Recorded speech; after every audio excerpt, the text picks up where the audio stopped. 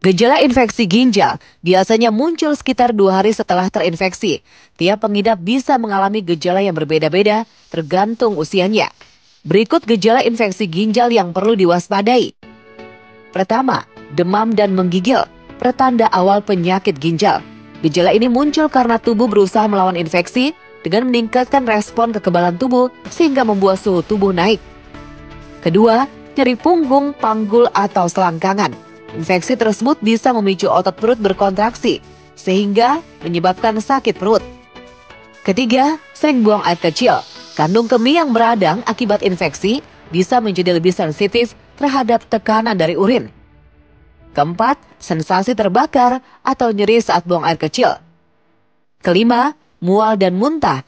Gejala ini juga terjadi akibat sistem kekebalan tubuh yang berusaha untuk melawan infeksi.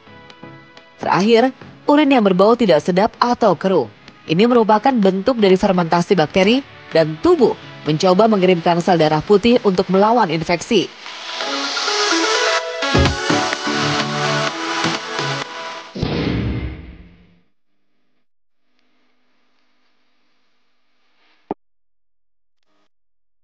Pemirsa, saat muda, banyak orang yang menyepelekan kesehatan hingga sering melakukan kebiasaan buruk. Ada kalanya penyakit menghampiri di kemudian hari. Salah satunya adalah gagal ginjal. Lantas apa saja kebiasaan pemicu gagal ginjal?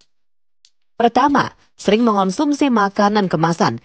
Kebiasaan ini membuat ginjal kelebihan kalsium saat mengolah urin sehingga meningkatkan risiko terjadinya gagal ginjal. Kedua, abai terhadap tekanan darah. Hipertensi dapat menyebabkan kerusakan pada arteri sehingga darah tidak tersaring dengan baik oleh ginjal. Ketiga, kurang minum air putih.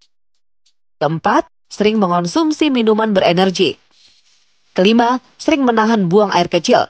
Urin yang berada dalam kandung kemih dalam waktu lama memicu bakteri berkembang biak dan meningkatkan sehingga risiko infeksi ginjal bahkan gagal ginjal. Keenam, terlalu sering mengonsumsi daging. Protein hewani menghasilkan asam yang tinggi dalam darah yang memicu asidosis, di mana kondisi ginjal kehilangan kemampuan menghilangkan asam dalam tubuh.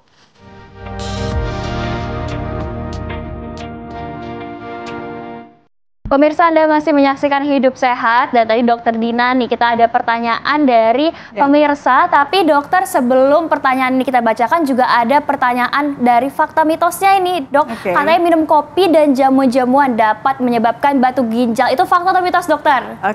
Itu fakta. Fakta? Ya. Kenapa tuh, dok? Iya, minum kopi yang berlebihan, memang akan bisa menyebabkan risiko batu ginjal, ya.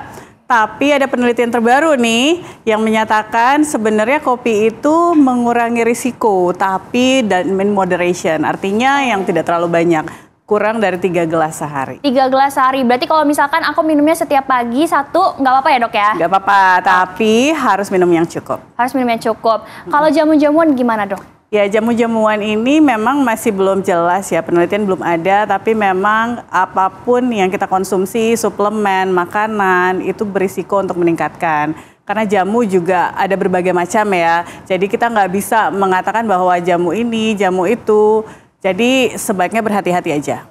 Oke, berarti tetap harus dalam jumlah yang cukup dan minum air yang cukup ya, dokter. Kata kuncinya itu. Oke, dokter, ini kemudian ada pertanyaannya tadi dari Raud.ah7747. Siapa saja yang beresiko kena batu ginjal, dok? Mungkin sekali juga dijelaskan, dok, penanganannya seperti apa, dok? Oke, jadi yang sangat berisiko itu tentunya ada riwayat keluarga.